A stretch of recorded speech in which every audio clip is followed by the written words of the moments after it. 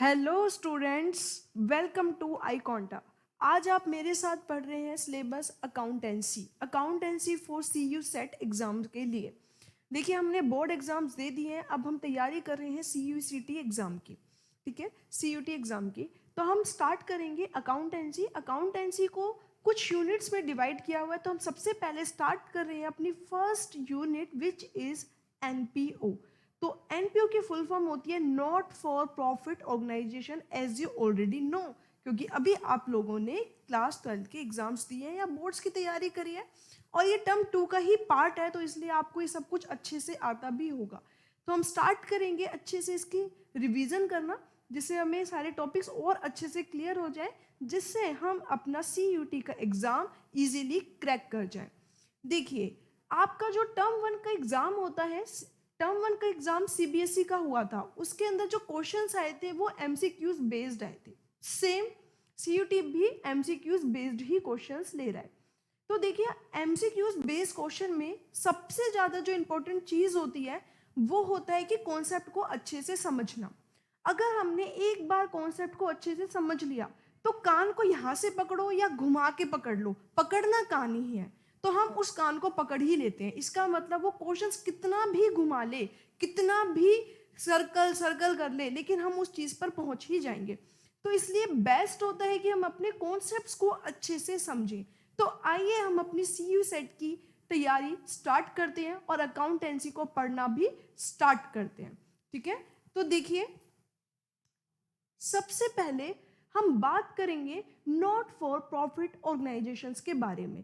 लेकिन उससे पहले भी ये बहुत जरूरी है जानना कि नॉट फॉर प्रॉफिट से पहले प्रॉफिट ऑर्गेनाइजेशंस क्या होती थी और नॉट फॉर प्रॉफिट ऑर्गेनाइजेशंस क्या होती हैं। तो देखिए, प्रॉफिट ऑर्गेनाइजेशन क्लास 11th में जितने भी अकाउंट्स हम बनाते थे वो प्रॉफिट ऑर्गेनाइजेशंस के होते थे। मतलब ऐसे ऑर्गेनाइजेशन जिनका मेन काम, मेन एम क्या है, प्रॉफिट अर्न करना है। ठीक है, वो प्रॉफिट के लिए ही बनती है, प्रॉफिट के लिए ही सब कुछ काम होता है। उस ऑर्गेनाइजेशंस को क्या बोलते हैं, प्रॉफिट ऑर्गेनाइजेशंस। आज हम पढ़ेंगे नॉट फॉर प्रॉफिट ऑर्गेनाइजेशंस। तो नॉट फॉर प्रॉफिट का मतलब क्या है, जो प्रॉफिट के लिए नहीं बनी है। तो सबसे पहले हम नॉट फॉर प्रॉफिट ऑर्गेनाइजेशन का मतलब समझते हैं और प्रॉफिट ऑर्गेनाइजेशंस क्या होती हैं उसको भी थोड़ा सा समझते हैं। तो देखिए, a legal entity which operates for earning profit for the owner is known as for profit or profit organization। उसको क्या बोलते हैं, फॉर प्रॉफिट, प्रॉफिट के लिए, और प्रॉफिट ऑर्गेनाइजेशन। देखिए, इसका मतलब क्या है कि जो भी हमारी,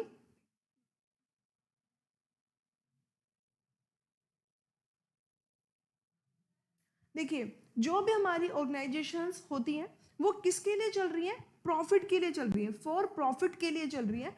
उनका मेन मोटो, एम ही क्या है, प्रॉफिट अर्न करना। वो कौन सी ऑर्गेनाइजेशन होती है, प्रॉफिट ऑर्गेनाइजेशन। इसका मतलब यहाँ पर जो भी गुड्स या सर्विसेज प्रोवाइड करती है एक कंपनी, गुड्स देना हो, सर्विसेज देना हो, कस्टमर्स बनाना हो या इंटरेस्ट देना हो, ये सब कुछ जो भी वर्क चलता है सिर्फ किस लिए चलता है, प्रॉफिट अर्न करने के लिए।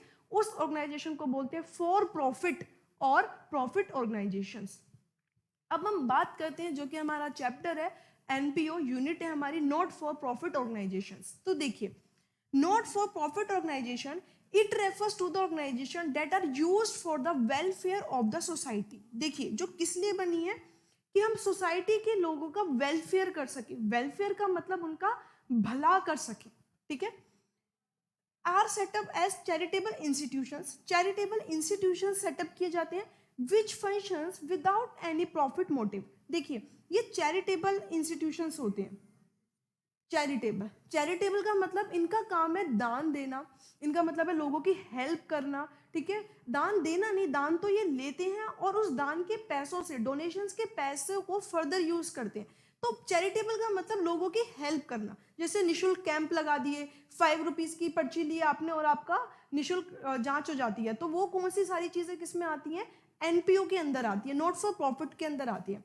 विच functions without any profit motive, जो कि प्रॉफिट मोटिव के लिए काम बिल्कुल भी नहीं करती है। ठीक है, their main aim is to provide services. देखिए, जब ये प्रॉफिट के लिए काम कर ही नहीं रहे तो इनका मेन मोटो क्या है, मेन मोटो है इनका सर्विसेज प्रोवाइड करना टू अ स्पेसिफिक ग्रुप और the public at large, specific group को या लार्ज एट पब्लिक, बहुत सारी पब्लिक को प्रोवाइड करना या स्पेसिफिक ग्रुप्स को प्रोवाइड करना, उसको क्या बोलते हैं, NPO. Normally they do not manufacture, purchase और sale goods and may not have credit transactions. देखिए ये क्या नहीं करती, देखिए एक प्रॉफिट ऑर्गेनाइजेशंस बनाई तो वो क्या करेंगे, या तो वो बिजनेस में होंगे, मैन्युफैक्चर कर रहे होंगे, या फिर गुड्स को खरीद रहे होंगे, सेल कर रहे होंगे, तो या तो वो परचेज और सेल के बिजनेस में होंगे।